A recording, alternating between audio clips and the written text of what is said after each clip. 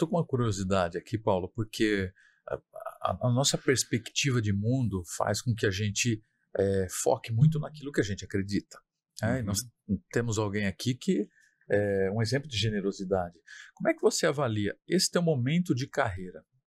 Mesmo que intuitivo, mas porque estava já no teu DNA, fazia parte de você, a generosidade que veio dos pais, esse ambiente desde sexta série, servindo, contribuindo. Como é que você avalia o mercado, as empresas, o mundo corporativo, nesse teu momento de tomada de decisão, que está um pouco mais intuitivo, e hoje, principalmente, com a tua experiência, como é que você está enxergando a generosidade nas empresas? Porque, Rômulo, a partir de 2000, no meu entendimento, percepção aqui, lembrança, é a partir de 2000, depois do Brasil assim, começar a estar globalizado, é que a gente começa a falar sobre missão nas empresas, para valer. Né? Antigamente é muito difícil. É verdade. Né? Mas a partir daí, então esse ingrediente entrou para o debate, para a conversa. Eu me lembro, por exemplo, você trabalhou na área química, eu vim da área de petróleo. Né? Então fiquei 25 anos exclusivamente na área de petróleo. E uma das companhias que eu atuei,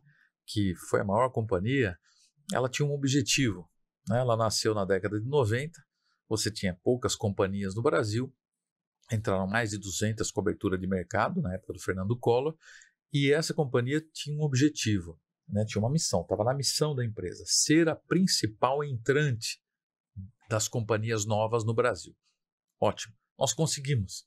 Ela se tornou a quarta companhia do Brasil. Aí nós comemoramos o Brasil inteiro, simultaneamente, foi linda a comemoração. A questão é que no mês seguinte, e agora? Um olhou para o outro e falou, e agora? O que nós vamos fazer? E nesse momento, foi contratada uma consultoria e toda a empresa a nível Brasil foi mobilizada para repensar a missão. Incrivelmente. Qual foi o resultado disso em 2002, 2003? Estou falando de mais de 20 anos. Qual foi o resultado? A empresa que tinha como missão ser a primeira entrante no Brasil nas companhias de petróleo, ela adotou como missão servir as pessoas. Olha só. Isso me marcou muito, por isso que eu estou aqui quase que me emocionando com com o seu nível de generosidade, de ajuda às pessoas. Então, fui um pouco extenso na pergunta, mas para entender como é que você avalia aquele momento, né, que o mercado estava um pouco diferente, né, era muito menos falado do que hoje. Hoje é mais tratado esse assunto, mas talvez na prática ele pouco aconteça. Como é que é dentro da tua experiência? Como é que você avalia isso? Legal. Eu acho o seguinte, eu acho que a necessidade sempre esteve presente. Sim.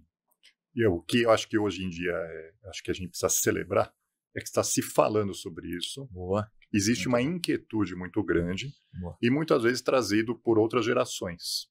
Isso não quer dizer que as nossas gerações aqui, que já têm algumas décadas de experiência, não tivesse isso dentro de si. Mas talvez não tivesse o espaço para colocar e para expor aquilo que pensa. E buscasse outros espaços na vida para exercer esse propósito, esse significado. E hoje em dia eu acho que essas novas gerações trazem essa inquietude muito forte, e o que é muito bem-vindo.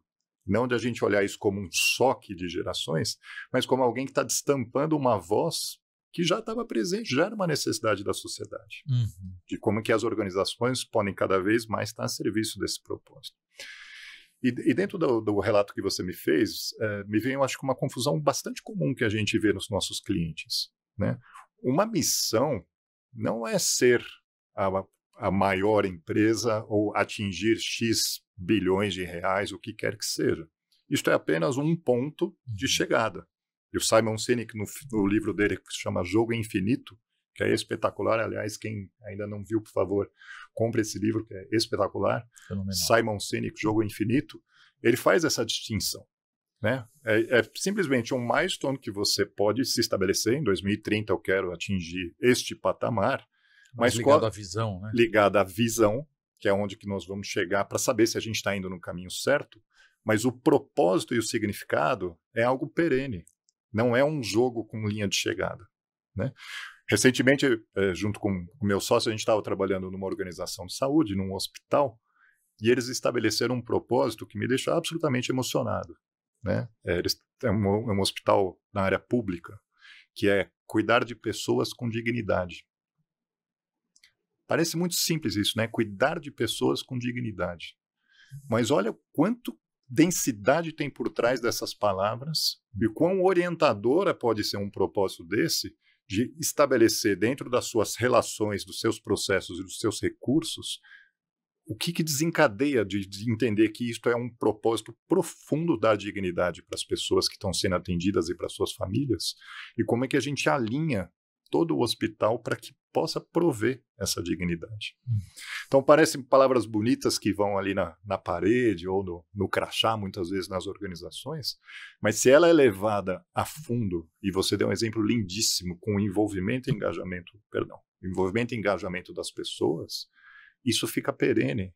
E aí as pessoas se concretizam no dia a dia vivendo esse propósito. E entendendo, isso que eu estou fazendo tem a ver com dignidade? Se não tem a ver, né, speak up, fale, tente mudar e tente influenciar esse processo.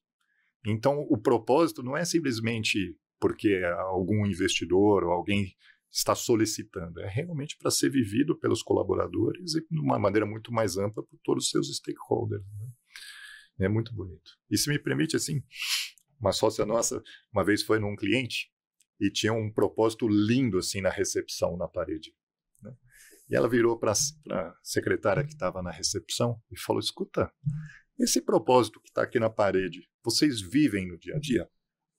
Porque valor é o que você vive, não é aquilo que está escrito. Ela falou, não sei não, dona, isso aí está em inglês. Eu nem sei o que é isso aí.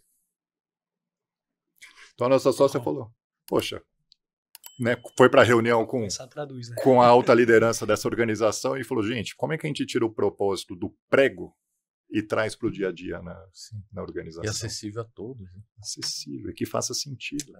E se não faz sentido, não tem problema. Tem tantas organizações que você pode estar a serviço, Sim. que alguma vai falar e você vai se identificar com esse propósito.